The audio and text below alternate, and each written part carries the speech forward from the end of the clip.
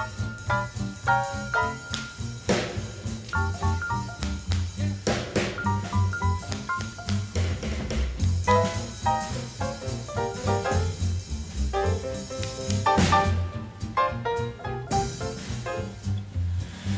legendary co-creator of All in the Family, the late Bud Yorkin. Today on Pop Goes the Culture.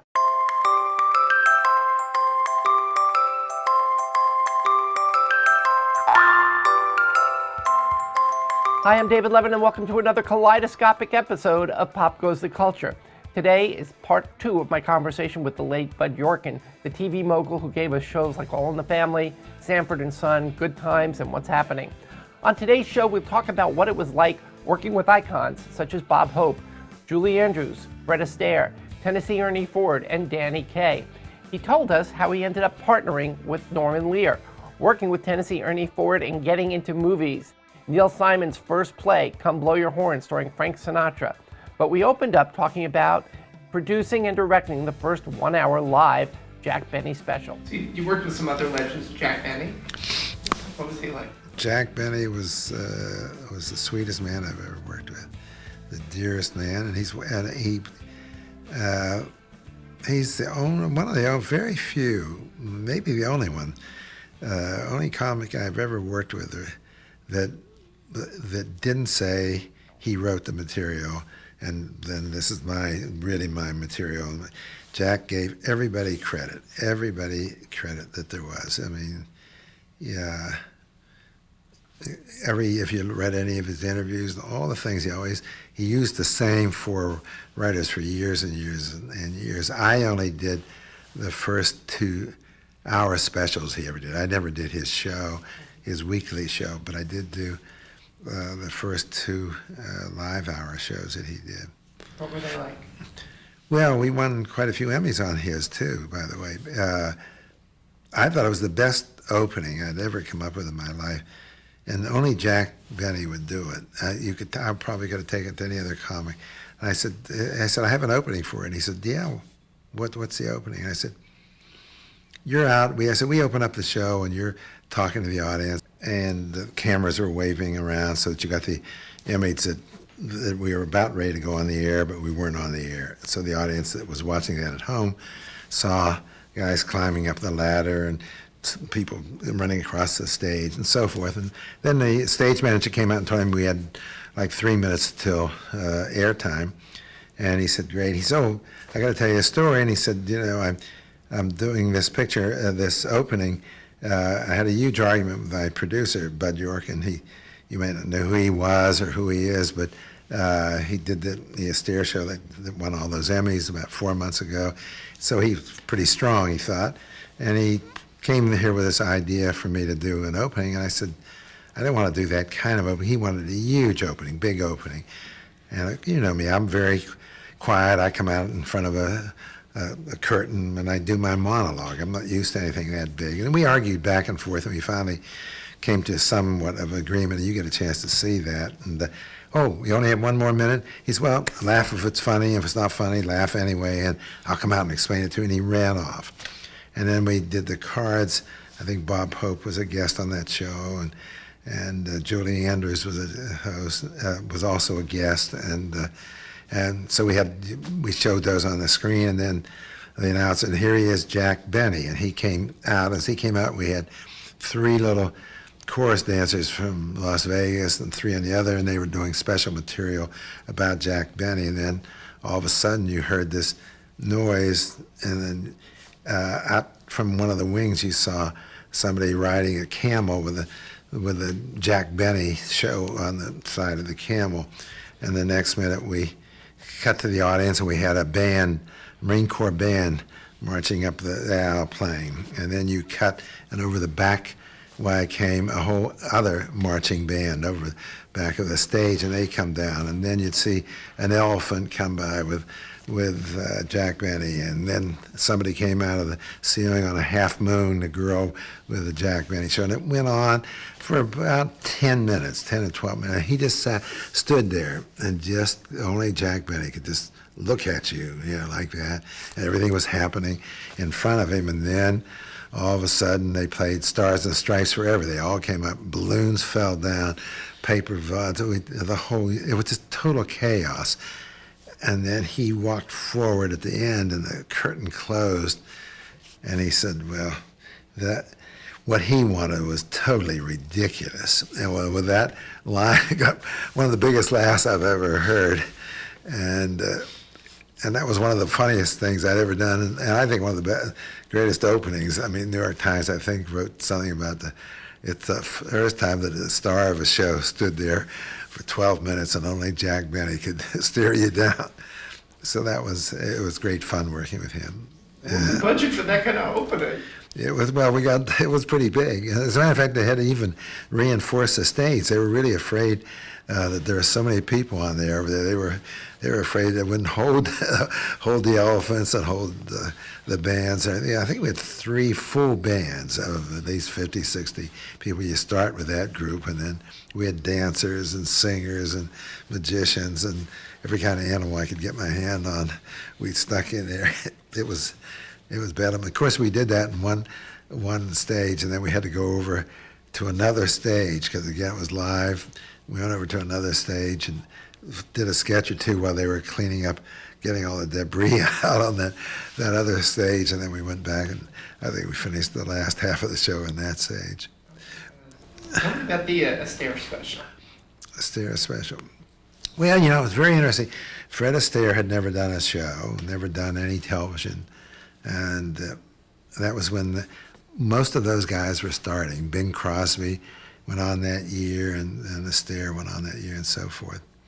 And Fred was interviewing people to produce and direct and write his show, and I really wanted to do his show. I've always just loved Fred Astaire, and I thought he was the ultimate class. You spell CLASS with him and put the hyphens around. And so I went in to see him. It was an interview set up. I went in to see him, and I thought a lot about it, and I knew I thought I could get him. And so I played this hunch. He said, well, what would you do with me? And I said, well, I know the first thing I would do would be, you wouldn't come out and top hat cane and tails. We'll save that for later. I said, I'd start with like a Count Basie vamp, and you'd be out there with that vamp, and his eyes just lightened up. He loved jazz, and he's always known for being not jazz. And he said, oh yeah, I think that's really a smart idea. I thought I had him pretty good right there. And then I said, the other thing is that I think, if you can't hold an hour show yourself without any guests, real guests, I said, you shouldn't go on television, because I know if we can't come up with a show for you that does an hour without any guests, I shouldn't be in the business either. He liked that. So that's how I ended up getting the job of producing and directing that show, and also I ended up writing it too. Working with him was, I've never seen anybody ever that wanted everything as perfect as he did. He wanted everything. We rehearsed for 7 weeks, and the only gal we ever had on it was Barry Chase. He took her out of a chorus, so she was a wonderful dancer. And we had a gentleman named Jonah Jones, trumpet player, which we used and it was a show that was done really as he called it, like a dancing hour. And we decided we would do, every number would have a story. We would have 4 major stories that when you finished the number, it had its beginning, middle, and end. And the one thing I do remember, which I'll never forget, the camera, as you remember, this was live, and the opening shot I had of him was the camera was on his 2 feet, and we pulled back, and there he was in a pool of light. And so I said to the stage manager, I said, tell Fred 15 seconds we're going on the air. And he told him, and I was only looking at his feet. I didn't see. I saw a hand come in. It was obviously Fred's, and he checked his shoelaces. He made them lay down each one properly. Now, if what man with getting ready to face an hour show that he's the star, he looks down and makes sure his shoelaces are perfect. Well, that's what Fred was all about, and he was just a wonderful, wonderful man, wonderful experience. It was, I think, one of the few times ever that show was repeated. We did it, and it went on the air. Somewhere we did it live. There was somewhere around the end of September or 1st of October. And in the middle of February, they repeated it again because by that time we had gotten a lot of Emmys and everything else, and so the network put it back on as a rerun the same year. They didn't do reruns so much back then. No, I never thought I would be, ever. Is it thrilling to work with them? We're rolling now. So Yeah. Is it thrilling to work with these folks? Yeah, it was for me, and I just never will get over it. I mean, never thought first of all, I never thought I would meet them. If I would have begged them for their autograph to begin with. And then to be actively involved with them and spend all this time, hours with them and get to know them. It was beyond me. And one time I was in San Francisco, and we were on that Benny show that I just talked about. We had the monkeys. If you remember, that was a famous thing where the monkeys came out, and they were playing. And then Jack did everything the monkeys did, the takes, and then he started to play the violin. All the monkeys got up and walked off the stage, shaking their heads. Well, that was that particular show. We were the monkeys were doing their act with Danny Kaye. Danny Kaye was up in San Francisco at the Curran Theater, and so I had already written everything that they had to learn, and the trainer was training the monkeys, and then so I took Jack up to try it, see if it was going to work on a stage, and so we went over, and Danny was there, so he wanted to watch it. I knew it was going to work. We literally had to pick him up off the floor. I thought he'd had a heart attack. He couldn't. Danny Kaye just fell apart. When he saw that monkey, Jack gave him that look, and the monkey looked at him this way. And then he points to the other monkeys. We had all these things about Jack, and it was really funny. And so now we go outside. Jack and I are walking down the street, and you hear cars running into each other, crashing, and because you're here on a steep street going down. You look, God, is that Jack Benny? A car, they're smashing into each other, and he walks on. You wouldn't even know that what's going on here. I said, I think you're causing a few wrecks here in San Francisco. He was just fun. Just doing. I've had my fill of working with great people. Yeah, I worked with Danny and did his first special. And he was a little more difficult because Danny Kaye, his wife, Sylvia Fine, wrote all his material. It was a great material he had.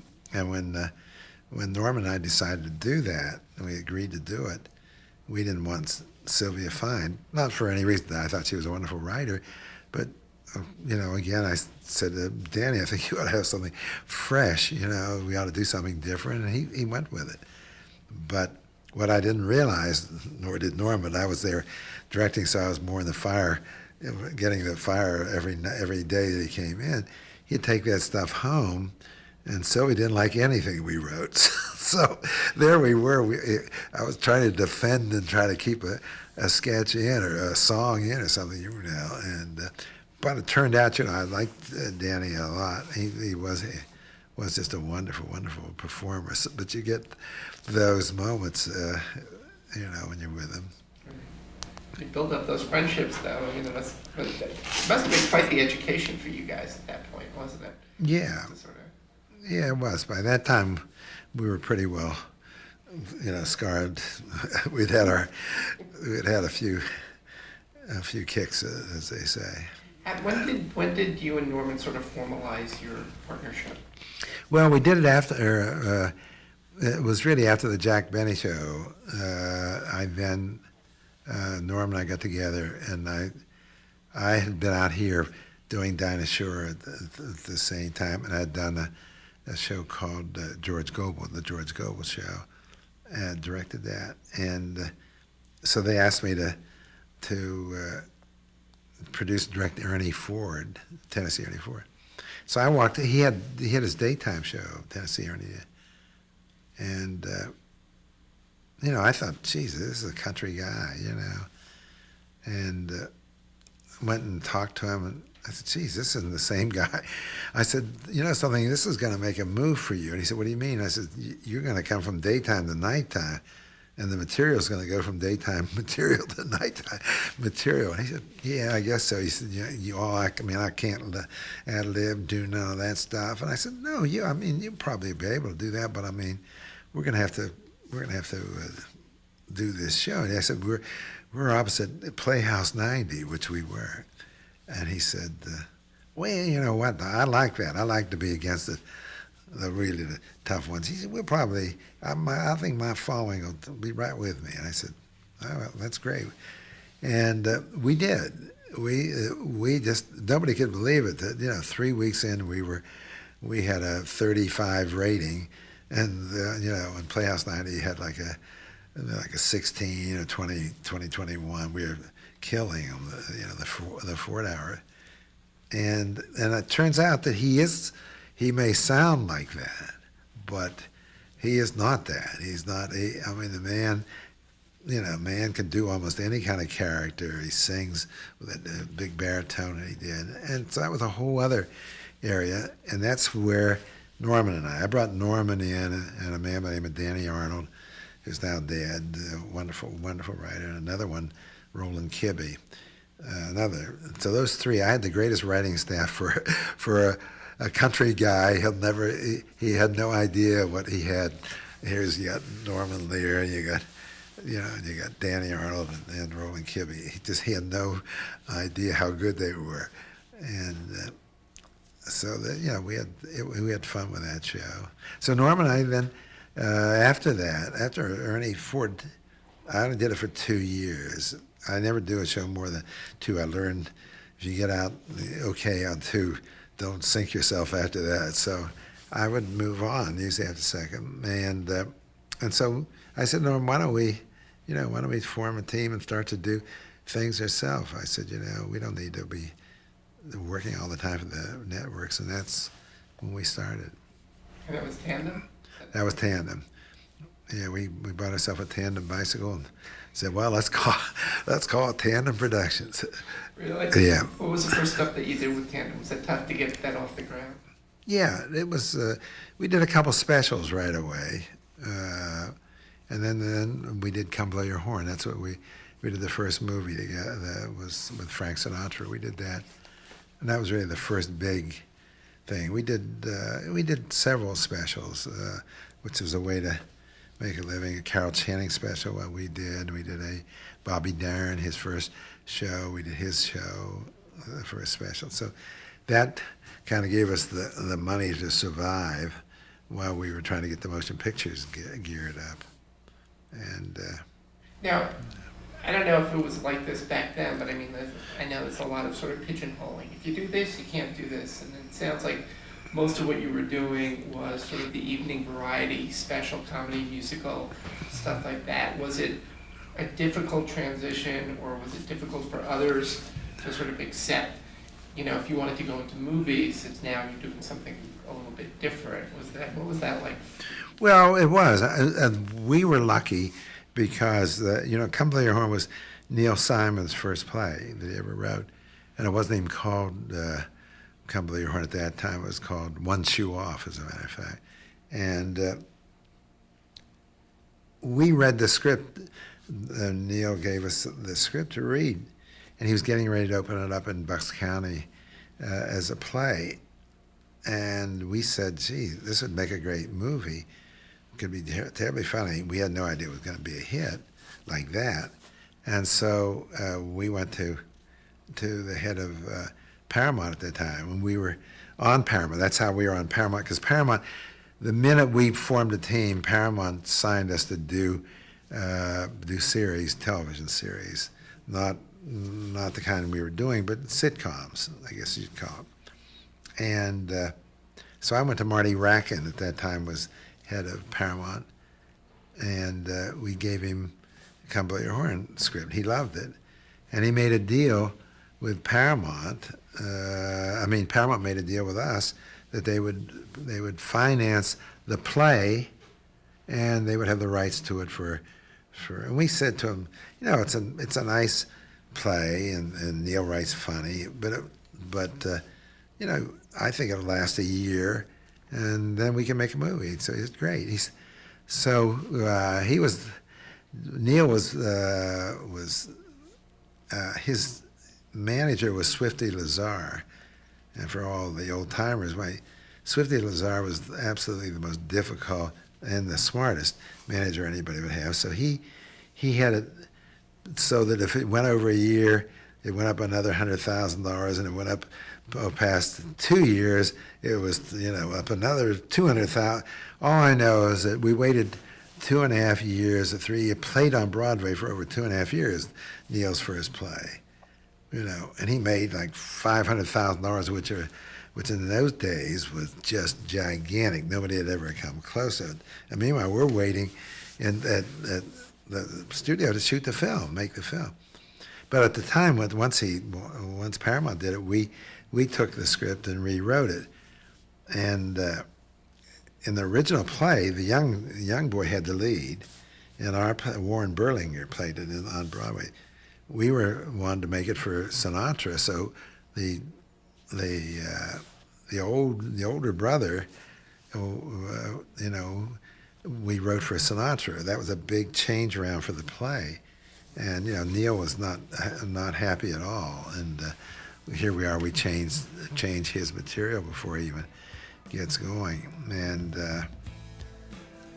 it took a while till we became friends again with him, which we are, thank goodness, today. That's all we've got time for today. On our next episode, Bud Yorkin continues his story about Come Blow Your Horn and working with Sinatra, and the creation of All in the Family.